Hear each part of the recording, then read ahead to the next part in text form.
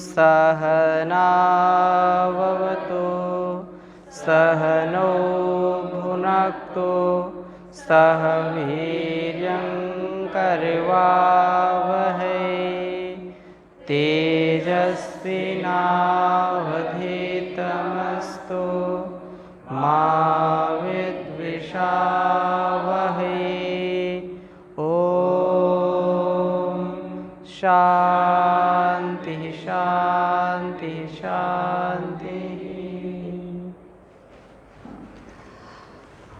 भर्तृकृत नीति शतक का हम स्वाध्याय कर रहे हैं और संसार में लौकिक व्यवहार को स्पष्टता से सरलता से समझने के लिए नीतिकारों ने अपने अनुभवों को तथा लोक में जो प्रचलित स्थितियां होती हैं, लोक में जो चीज़ें होती हैं, उनको अनुभव करके, देख करके, सुन करके, समझ करके, परीक्षण करके उनको नीति श्लोकों का नाम दिया है। तो हम ऐसे ही नीति शतक के पिछले जो 50 श्लोक हैं उनके बाद 51वें श्लोक से नीति श्लोक फिर हम आरंभ कर रहे हैं और अत्यंत शिक्षाप्रद ये श्लोक हैं जो हमारे मन को भी शांत करते हैं, हमारे लौकिक व्यवहार को भी स्पष्ट करते हैं, अच्छा बनाते हैं और बारीकी को समझाते हैं कि जीवन में कैसा आचरण हमारा होना चाहिए, कैसा व्यवहार होना चाहिए। इस दृष्टि से हम निराश हो जाते हैं, हताश हो जाते हैं और अपनी बातें दूसरों से पता नहीं कहाँ कहाँ कहते रहते हैं। हम उसका हल खोजते हैं परंतु उसका हल हमारे अंदर ही होता है। समस्याएं भी हमारे अंदर हैं और समाधान भी हमारे अंदर है। दूसरों को हम कहते हैं तो उन दूसरों से केवल हमको ईर्ष्या द्वेष या उनसे केवल हमारा ही अपमान हमको मिलता है, हमारा उपहास मिलता है केवल हमको। इसलिए अपने मन में जो विशेषता है, चाहे खुशी हो या गम हो, हमेशा सम रहने का प्रयास करें। खुशी हो या गम, कम हो या ज़्यादा हो या कम, हमेशा रहें सम। तो ये बात यहाँ कह रहे हैं भर्तरी प्रस्तुत श्लोक में। रे रे चातक सावधान मनसा, रे रे चातक सावधान मनसा, मित्रं क्षणं श्रूयता,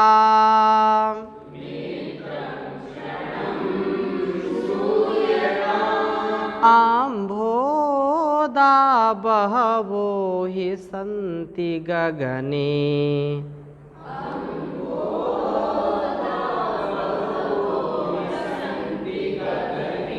सर्वे तु नैतादृशाः,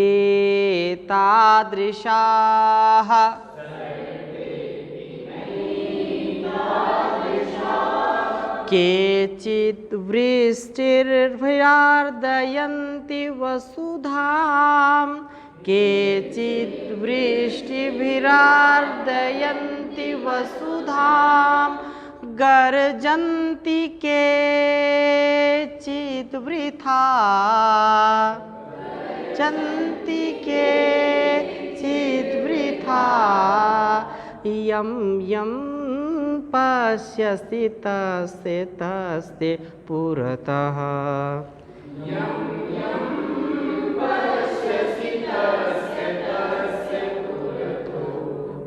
मा ब्रूहि दीनं वचः,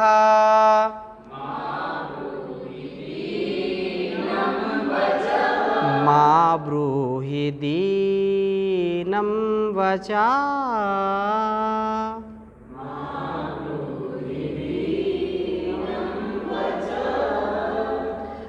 रे रे चातक सावधान मनसा। कोई विद्वान धीर गंभीर व्यक्ति उदाहरण दे करके समझा रहा है कि हे चातक, चातक समझते हैं किसको कहते हैं? चातक पक्षी होता है ना, क्या उसको बोलते हैं? पपीहा। चातक को क्या बोलते हैं? पपीहा। और वो प्यासा रहता है, और जब जब वो बादल देखता है तब तक उसको आशा होती कि अब आज बरसात होगी और आज पानी पीने को मिलेगा। पपीहा, रे रे चातक सावधान, उसको पपीहे को कह रहे हैं, उसको संबोधित करके कि हे पपीहे, हे चातक, सावधान होकर के मेरी बात सुनो। सावधान मनसा क्षणम श्रूयताम, हे मित्र श्रूयताम किंचित, थोड़ी सी बात सावधान होकर के सुनो, क्योंकि गगने बहवः बलाहकाः सन्ति, बहवः सन्ति गगने, परम सर्वे गर्जन्ति न सर्वे वर्षन्ति अपि न, केचित् वर्षन्ति केचित् गर्जन्ति। तो ये बहवः अम्भोधा सन्ति परम सर्वे तो एतादृशा न सन्ति, सब एक जैसे नहीं होते हैं जो बरसते हों, और तुम जिसको भी देखते हो उसी के सामने तुम मुंह खोल देते हो। आप कभी देखा है चातक पक्षी देखा, पपीहा देखा? वो जैसे ही बादल घुमड़ घुमड़ के आते हैं, हमने भी सुना है, देखा नहीं है, वो बिल्कुल रेडी हो जाता है कि अब पानी बरसेगा और जो है प्यास बुझेगी। परंतु ऐसा नहीं है, कह रहे हैं कि एतादृशा सर्वे तो एतादृशा न सन्ति, केचित् वृष्टिर वसुधाम आर्दयन्ति केचित् वृथा गर्जन्ति। कोई कोई बादल तो इस पृथ्वी को सिक्त कर देते हैं, आर्दयन्ति, उसको जल से अभिषिक्त कर देते हैं, सिंचित कर देते हैं, भिगा देते हैं। केचित् वृथा एव गर्जन्ति, ऐसे ही एवमेव गर्जन्ति, ऐसे ही वो गरजते रहते हैं। जो गरजते हैं वो बरसते नहीं, और जो बरसते हैं वो गरजते नहीं हैं, ऐसी स्थिति है। तो यम यम पश्यसि तस्य तस्य पुरतः माँ ब्रूहि दीनम वचः, इसलिए तुम ऐसा करो, जिस जिसके सामने जाते हो उसी के सामने ऐसी बातें मत किया करो। ये व्यक्तियों के लिए है कि हम समझते हैं कि जब हम इनसे कोई बात करेंगे तो इनके पास मेरी समस्या का समाधान होगा, शायद इनसे मिल जाए समाधान, फिर उससे नहीं मिलेगा तो दूसरे से तीसरे, चौथे, पाँचवें, छठे, सातवें, ऐसे लोगों से हम अपनी दीनहीन स्थिति को बताते रहते हैं। उनसे हम सलूशन पाना चाहते हैं, उनसे हल पाना चाहते हैं, लेकिन सबके स्वभाव में आपकी समस्याओं का समाधान नहीं है। कोई तो सुनकर के आपको जो है उसको भी कष्ट होगा और कुछ मदद भी करेंगे, लेकिन सब नहीं करेंगे। और तो इठलाई है, आपको हमने रहीम का एक दोहा सुनाया था, क्या सुनाया था? रहीमन निज मन की व्यथा, मन ही राखो गोय, सुन इठलई हैं लोग पर बांट लई हैं। सब सुनेंगे लेकिन कोई बांटने वाला नहीं होगा। कोई बिरला व्यक्ति होगा जो आपकी भावनाओं को समझेगा और उसको स्वीकार करेगा, उस पर मदद भी करेगा। सब आपकी भावनाओं को समझेंगे नहीं, कोई बिरला व्यक्ति भावनाओं को समझता है। तो इसलिए सबके सामने तुम ऐसे दीनहीन वचन मत बोला करो, ऐसा समझा रहे हैं। तो ये कहने का आशय ये है कि कुछ व्यर्थी जो बादल गरजते हैं, कुछ बरसते हैं, तो सब बादलों के सामने दीनहीन स्थिति में मत रहो। जो मेघ गरजते हैं वे बरसते नहीं हैं। इस लोकोक्ति के अनुसार कुछ लोग व्यर्थ ही प्रलाप करते हैं, किसी की सहायता नहीं करते। बड़ी बड़ी लंबी चौड़ी बात करेंगे लेकिन सहायता नाम की कोई उनके पास चीज़ होती नहीं है। सबके समक्ष दीनता पूर्ण वचन कहना, ये उपहास करवाना, अपना ही अपमान करवाना है। इसलिए सबके सामने सब बातें करने की नहीं होती हैं। बात स्पष्ट हो गई? आगे अकरुण त्वमकारण विग्रहः,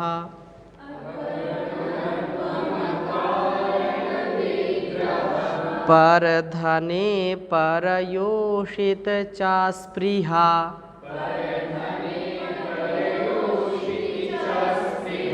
स्वजन बंधु जनेष्व सहिष्णुता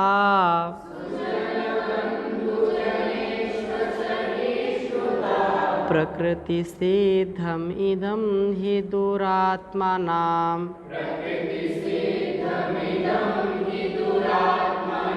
प्रकृति सिद्धम इदं हि दुरात्मानां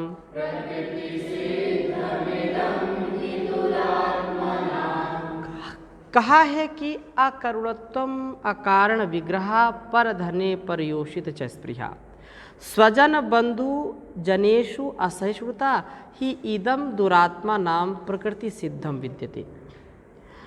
जो दुरात्मा होते हैं, जो दुर्गुणों से युक्त होते हैं, जो आसुरी प्रवृत्ति वाले होते हैं, आसुरी प्रवृत्ति समझते हैं, जो केवल स्वार्थ सिद्धि में लगे रहते हैं, जो अपनी इंद्रियों के लोलुप होते हैं, इंद्रियों पर जिनका नियंत्रण नहीं होता है, उनके लिए कवि ने बहुत सुंदर बात कही है कि अकरुणत्वम करुणा या अभाव। और उनके मन में जो है ना स्वाभाविक रूप से जो दुष्ट होते हैं, जो क्रूर होते हैं, उनके ये स्वभाव सिद्ध लक्षण है। क्या है?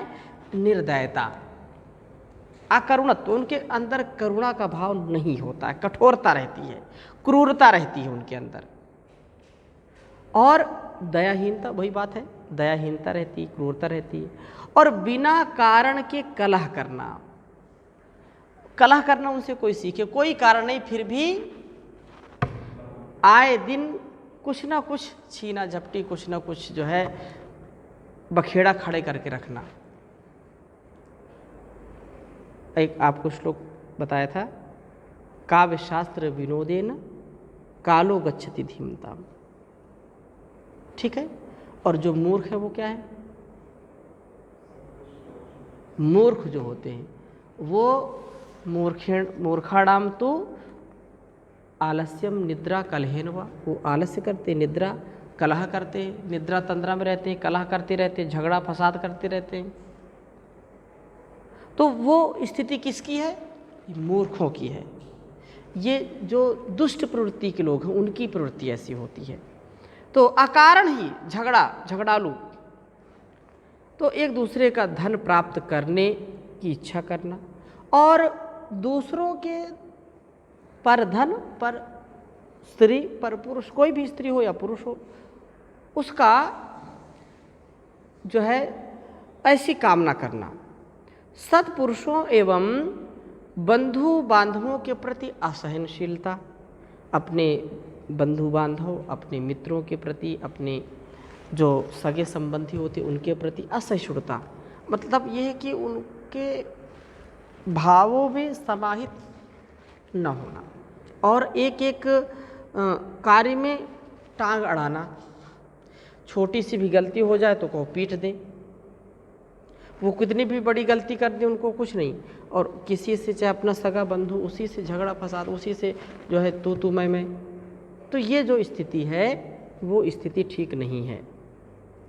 और इस प्रकार से कहा कि ये जो असहनशीलता है, ईर्षा द्वेष का जो स्वभाव है, ये उपर्युक्त ये सभी दुर्जन लोगों के, दुरात्माओं के प्रकृति स्वभाव सिद्ध लक्षण है। मनुष्यों के स्वाभाविक लक्षण कभी भी कोई भी इसमें परिवर्तन नहीं कर सकता, बदल नहीं सकता, लेकिन पुरुषार्थ करेगा पूरा तो कर सकता है।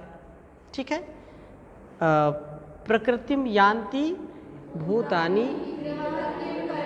निग्रह किम करिष्यति। जो जैसा है वैसा ही वो बने रहेगा। कुत्ते की पूंछ को कितने ही दिन फुकरी में डाल करके रखो, कभी सीधी नहीं होती।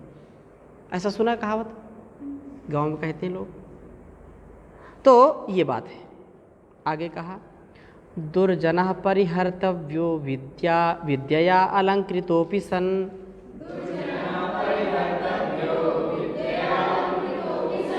मणिना भूषितः सर्पः किमसौ न भयङ्करः।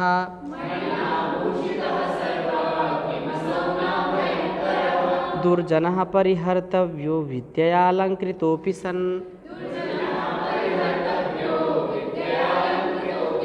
मणिना भूषितः सर्पः किमसौ न भयङ्करः।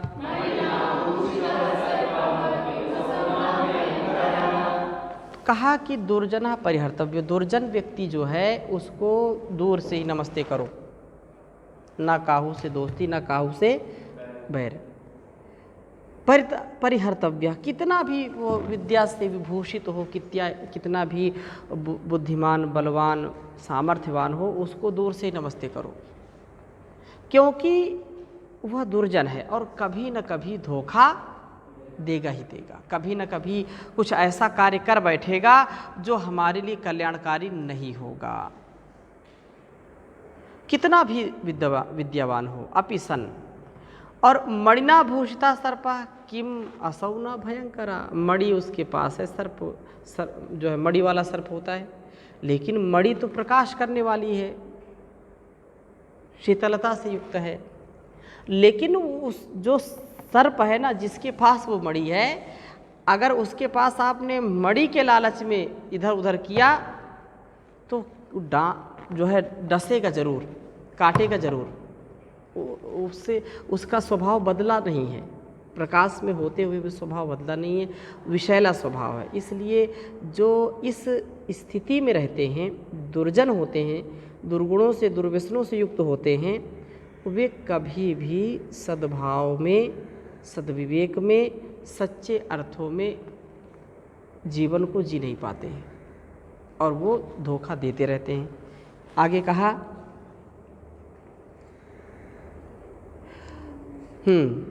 जाड्यम ह्रीमति मुनौ, जाड्यम ह्रीमति गण्यते व्रतरुचौ,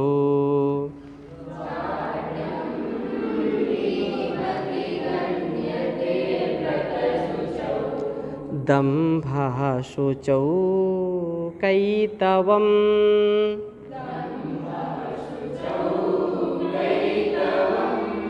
शूरे निघृणतार्जौ विमतिता,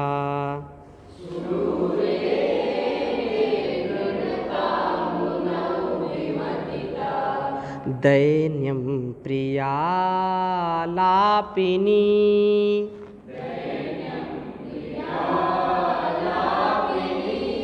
तेजस्विन्यवलिप्तता मुखरिता,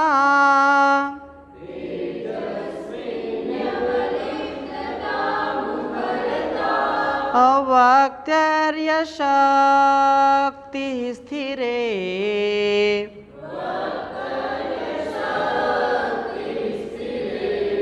तत्को नाम गुणो भवे सगुणिनाम्,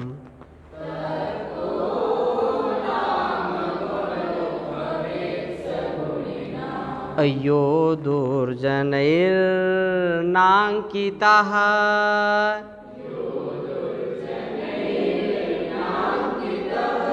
यो दुर्जनैर्नाङ्कितः।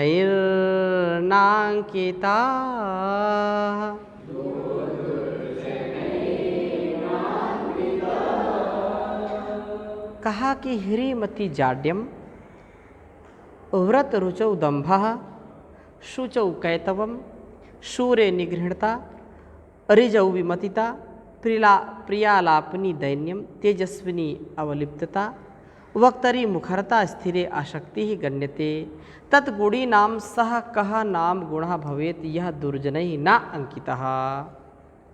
बहुत सुंदर बात कही है कि दुर्जन व्यक्ति जो होते हैं, जो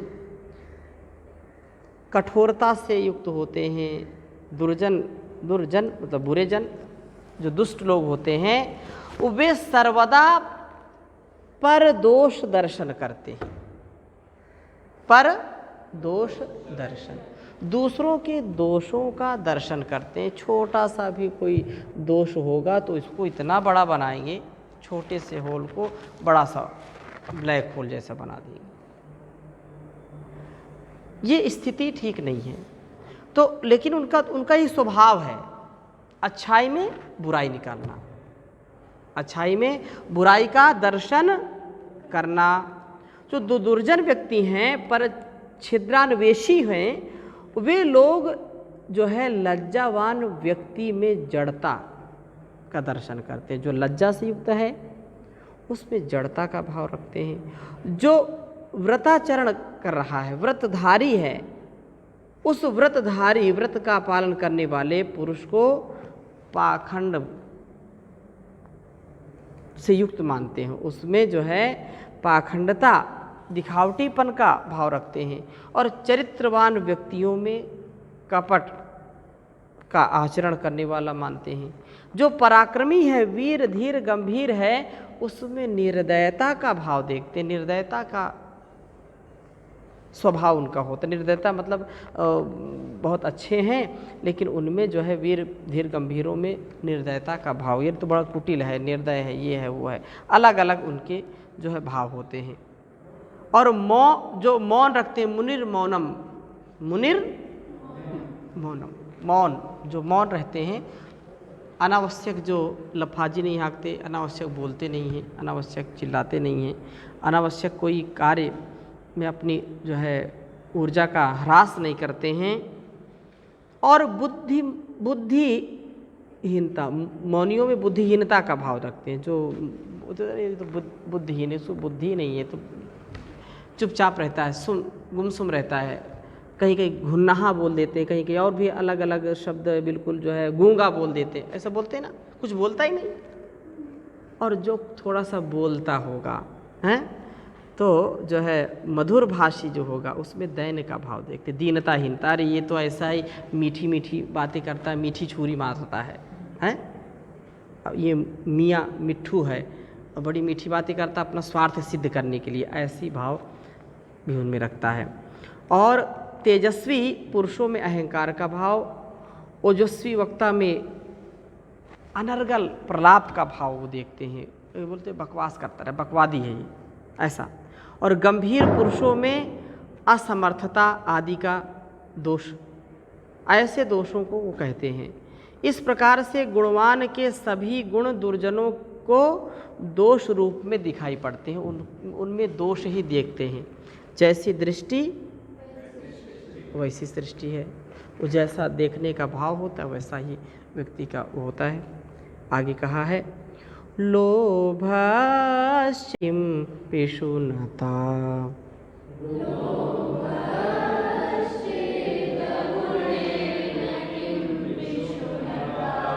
सत्यम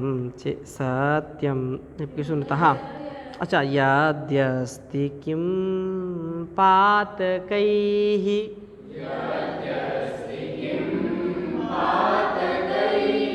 सत्यं चेत्तपसा च किं शुचिमनो,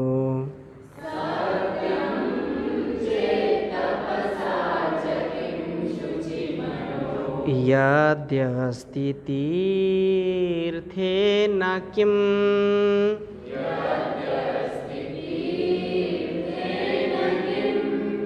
सौजन्यं यदि किं गुणैः सुमहिमा,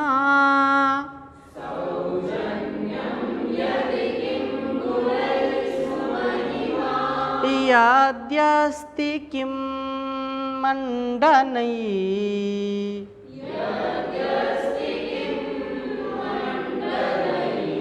सद्विद्या यदि किं धनैरपयशो,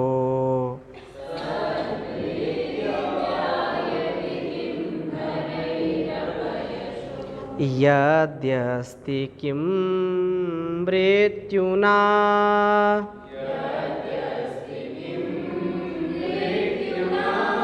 यद्यस्ति किं मृत्युना,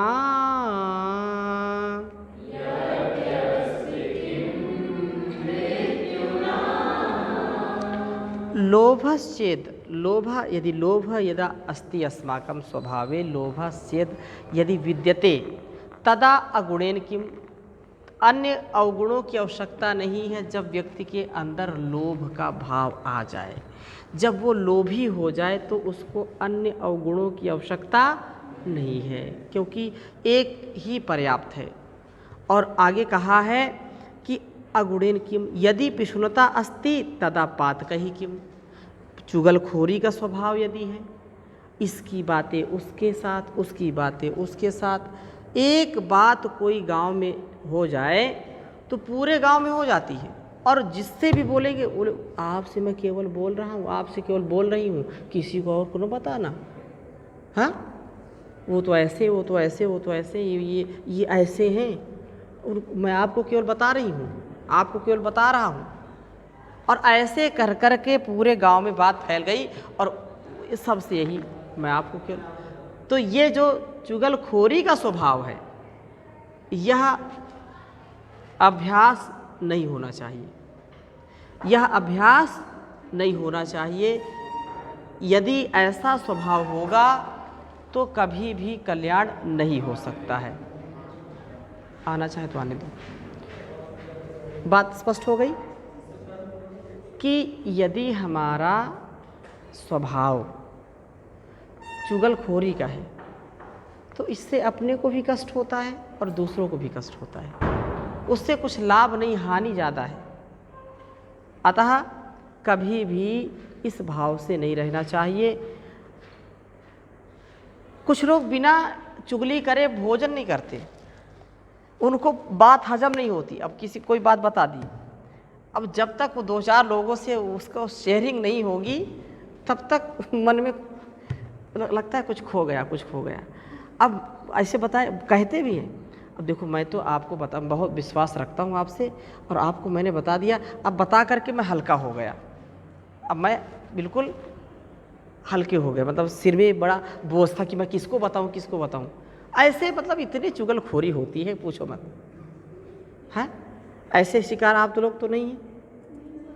हाँ, नहीं करते, अच्छी बात है, अच्छे बच्चे हैं। तो यद्यस्ति किम, यदि ऐसा भाव है तो फिर कैसे काम चलेगा? पिशुनता है यदि बात कही। सत्यम चेत तपसा किम शुचि मनो, यदि सत्य का आचरण करते हैं तो अन्य तप करने की आवश्यकता नहीं है, क्योंकि सत्य ही सबसे बड़ा तप है।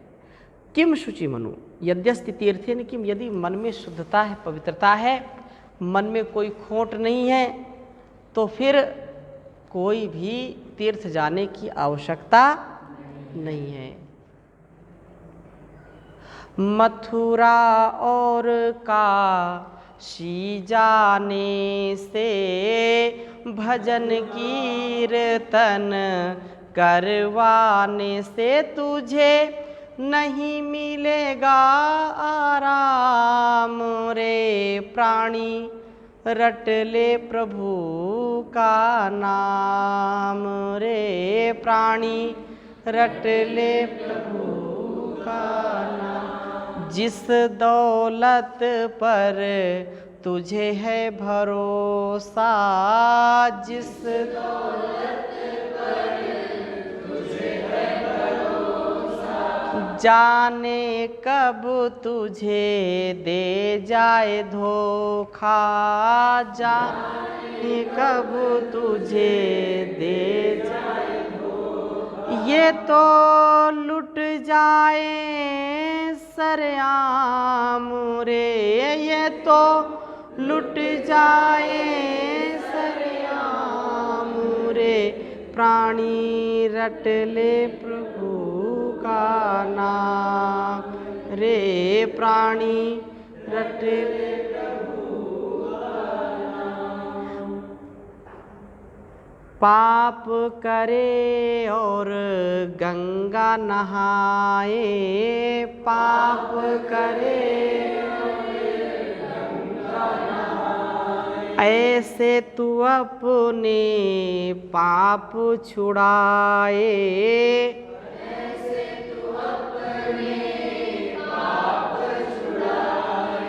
तेरा होगा बुरा अंजाम रे, तेरा होगा बुरा अंजाम रे प्राणी, रट ले का नाम रे प्राणी, रट ले।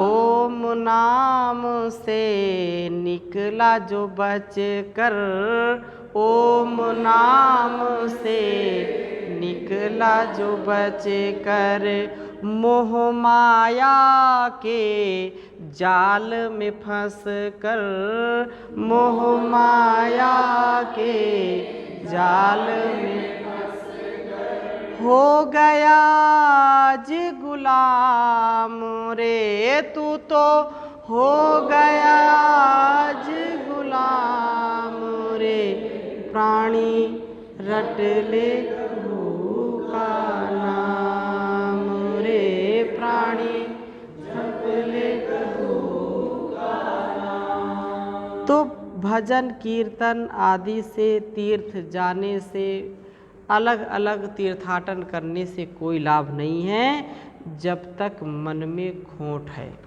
जब तक मन में, अब ये मन तो उल्लू का पट्टा है, कहीं भी बिगड़ जाता है, तो इसको समझाने का प्रयत्न करना चाहिए। घर में रहेगा तो जंगल की याद आएगी, जंगल में रहेंगे तो घर की याद आएगी, कक्षा में है तो बाहर की याद, बाहर है तो कक्षा की याद आएगी, इसलिए इसका ध्यान रखना चाहिए।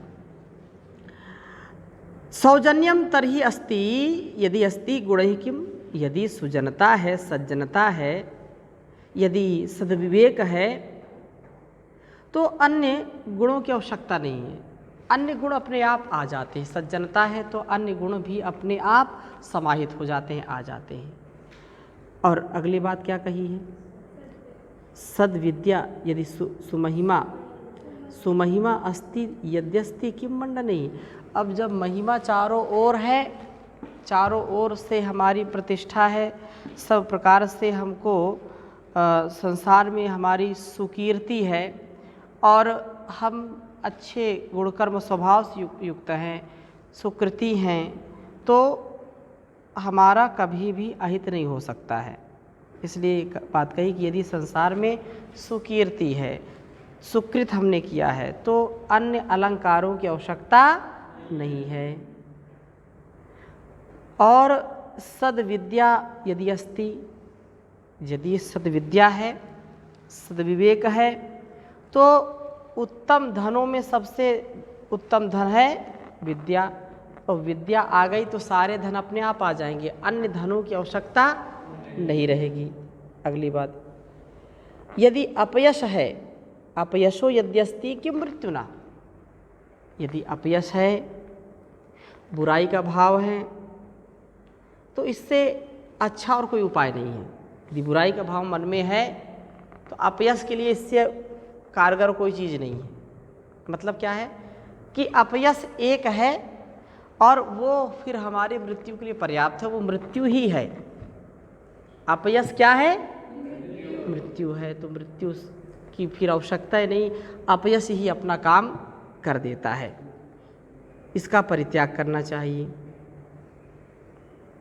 शशि दिवस धूसरो गलित यौवना कामिनी, सरौ विगत वारिजम मुखमनक्षरम स्वाकृते, प्रभुर्धन परायणा सतत दुर्गता सज्जनो, नृपांगणगता खलो मनसि सप्तशल्यानि में।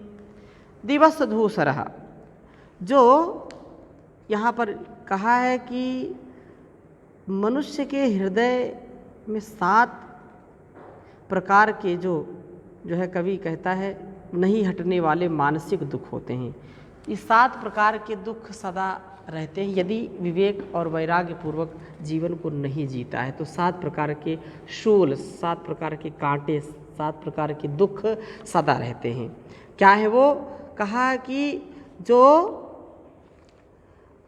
इत्यादि, ये शल्यानी कहा, इनको शल्य कहा है कि मेरे हृदय में 7 प्रकार के कांटे कह लो, कील कह लो, या कील के तरीके चुभते रहते हैं। 7 चीज़ें क्या हैं? दिवस समय धूमिल पड़ा हुआ चंद्रमा, और उद्यम और हर प्रकार से अपने को शिथिल की हुई महिला, तथा कमलों से रहित तालाब, किसी को भी अच्छा नहीं लगेगा।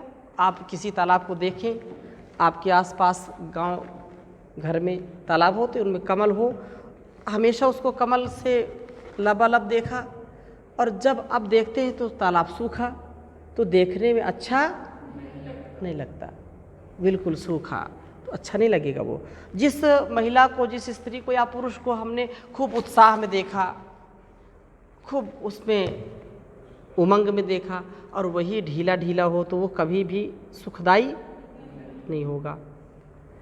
इस प्रकार से ये बात कही है। और अक्षर विहीन, जो बहुत सुंदर देदीप्यमान व्यक्तित्व है, लेकिन अक्षरहीन है, विद्याहीन है, तो विद्या विहीनः तस्वी समाना। तो विद्या विहीन जो है व्यक्ति, वो भी बिल्कुल ठीक नहीं होता है। और धन का लोभी मालिक, ये भी ठीक नहीं है, दुख देता है, पता नहीं क्या क्या आदेश निर्देश देता रहता है, जो हमारे लिए भी कल्याणकारी नहीं, राष्ट्र के लिए भी कल्याणकारी नहीं, फिर भी कुछ ना कुछ जो है लोभ के वशीभूत होकर के कुछ ना कुछ उल्टा पुल्टा काम कराते हैं, तो वो बिल्कुल ठीक नहीं है। सर्वदा जो दुर्दशाग्रस्त सज्जन तथा दरबार में पहुंचा हुआ खल दुर्जन, ये 7 को कांटे के बराबर बताया कि ये कांटे हैं 7 प्रकार के, जो बराबर हृदय को क्लेशित करते रहते हैं। कहने का आशय यह है कि वास्तविक रूप से चंद्रमा और सुंदर नवयौवना और तालाब, रूपवान पुरुष, सज्जन स्वामी और राजा, ये अति शोभा के पात्र हैं, किंतु जब ये अवगुणों से ग्रसित हो जाते हैं, तो जो सुख देने वाले होते हैं वही सबसे ज़्यादा दुख भी देते हैं। जो चीज़ें सुख देने वाली होती वही क्या है, सबसे ज़्यादा दुख भी देती हैं। ना कश्चित चंडकोपा नाम आत्मीयो नाम भूभुजाम,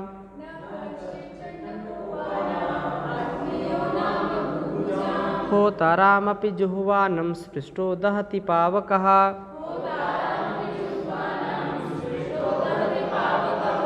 कहा कि चंडकोपा नाम भूभुजाम कश्चित अपि नाम आत्मीयः नाम पावकः स्पृष्टः सन जुह्वानं होतारमपि दहति। कह रहे हैं कि यदि प्रचंड अग्नि है, अतिशय क्रोध वाला जो व्यक्ति है, तो अतिशय क्रोध वाला जो भूपति है, भूभुजाम नृपति है, जो राजा है, अधिक क्रोध उसको आ जाए तो उसको कुछ भी सूझता नहीं, उसका कोई अपना होता नहीं, और उसको मृत्यु दंड तक दे देता है। क्रोधी राजा किसी का भी सहयोगी नहीं हो सकता है।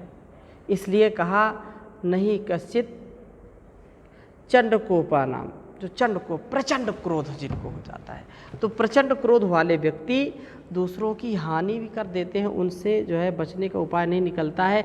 इसलिए कहा है कि हमको उन जो है भूपतियों, जो अतिशय क्रोध वाले जो भूपति हैं, उन राजाओं का कोई भी अपना नहीं होता है। और जैसे उदाहरण दिया है कि जैसे होतारम अपि जुहानम स्पृष्टो दहति पाव का, जो रोज आहुति देता है, ओम राष्ट्राय स्वाहा इदम राष्ट्राय इदं मम, ओम अग्नये स्वाहा इदम अग्नये इदं मम, ओम सोमाय स्वाहा इदं सोमाय इदं मम, ओम प्रजापतये स्वाहा इदं प्रजापतये इदं मम, ओम इंद्राय स्वाहा इदं इंद्राय। ये सब मेरे लिए नहीं, इंद्राय, प्रजापतये, सोमाय, अग्नये, ये सब उन्हीं के लिए आहुति है। आहुति जो दे रहे हैं उनके लिए, अपने लिए नहीं दे रहे। लेकिन अब अग्नि प्रज्वलित है, और जब गलती से भी अगर हाथ उसमें पड़ जाएगा तो जलेगा जरूर, उसको हाँ अग्नि जला देगी। तो जो, क्योंकि वो प्रचंड अग्नि है, वो किसी को क्षमा नहीं करती है। इस बात का यहाँ पर वो किया है। तो हवन करने वाले व्यक्ति को भी सावधानी नहीं छोड़ती है, सावधानी हटी दुर्घटना घटी, ऐसा भाव है। तो अधिक क्रोधी व्यक्ति से भी अपने को थोड़ा सा दूरी बना करके रखनी चाहिए। जो क्रोध करता है उससे हम दूर रहें। और बहुत सुंदर आगे का श्लोक है, मौनान्मुखः प्रवचन पटुर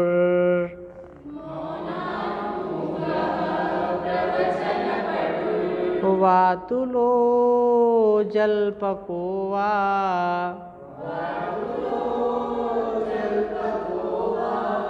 वातुलो जल्पको वा धृष्टः पार्श्वे वसति च सदा।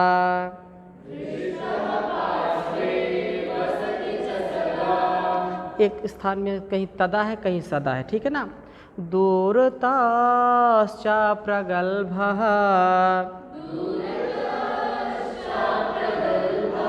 क्षान्त्या भीरुर्यदि न सहते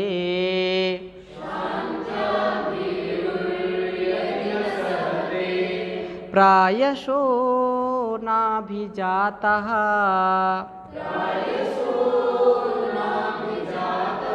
सेवा धर्मः परमगहनो।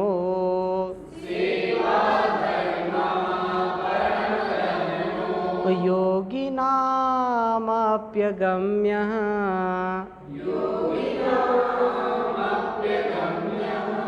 योगिनामप्यगम्यः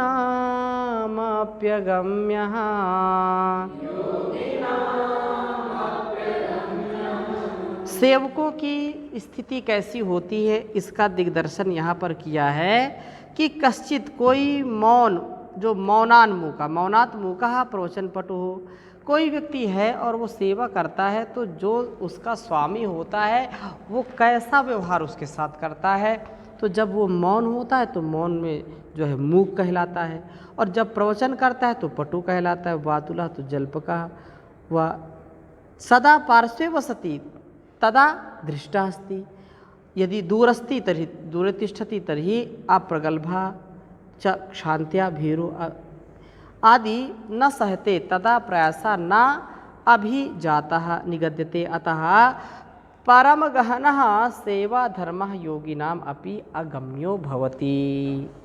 कह रहे हैं कि संप्रति जो है कवि सेवा धर्म के विषय को प्रकट कर रहे हैं और कह रहे हैं कि अनुचर जो सेवक होता है वो उसको बड़ी कठिन समस्या होती है कि यदि वो मौन रहता है तो उसे गूंगा कहा जाता है, यदि बातचीत ज़्यादा करता है प्रवीण हो जाता है तो उसको जो है बकवादी कहते हैं, बकवास करने वाला कहते हैं, चापलूस कहते हैं, ज़्यादा तेज़ तेज़ बोलता है ऐसा बोलते हैं। और पार्श्ववर्ती रहने पर धृष्टा, बिल्कुल पास में है तो धृष्ट कहेंगे, और दूर है तो अप्रगल्भ कहेंगे, मतलब प्रगल्भ। तो इस दृष्टि से हमारा सारा जीवन व्यवस्थित होना चाहिए। हम नीच कुल में जो है उत्पन्न होने वाले बन जाते हैं यदि हम सहनशील नहीं होते हैं। तो ऐसे हम और आगे चर्चा करेंगे इस पर। हमारा जो है विश्वास बहुत अच्छा होना चाहिए। सेवा यदि करनी है तो सहनशीलता होनी चाहिए। ये चीज़ें तो अवश्य आएंगी ही आएंगी, ठीक है।